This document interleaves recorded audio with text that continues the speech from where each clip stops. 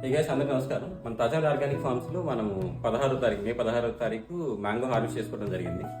ఆ మ్యాంగోని మనము పురాతన పద్ధతుల్లో ఎట్లయితే మాగబెట్టేవాళ్ళు, అంటే రైపనింగ్ మెథడ్ అంటాం కదా, ఓల్డ్ ట్రెడిషనల్ మెథడ్. మీరు ఇక్కడ చూస్తున్నారు కదా, మనకి మా ఫామ్ హౌస్ లోనే గెస్ట్ హౌస్ లో 2 రూమ్లు ఉంది. వీటి మ్యాంగో మనం రైపనింగ్ కోసం వాడతాము. ఇక్కడ చూద్దాం ఒకసారి అండి. ఇదంతా కూడా మీరు ఇక్కడ కనిపిస్తుంది కదా, ఇదంతా కూడా మేము ఆ రోజు కట్ చేసిన ఒక 500 kgs మ్యాంగోస్ అంతా ఇక్కడ పెట్టుకోవడం జరిగింది. సో ఆల్మోస్ట్ 4 days అయింది కాబట్టి ఇక్కడ చూపిస్తాం ఎట్లుందనేది. సో ఈ విధంగా ఏం చేసుకోవాలంటే, మనం గడ్డిని కింద వేసుకోవాలి. గడ్డి పైన మన కాయని ఈ విధంగా ఒక లేయర్ పేర్చుతాము. పేర్చిన తర్వాత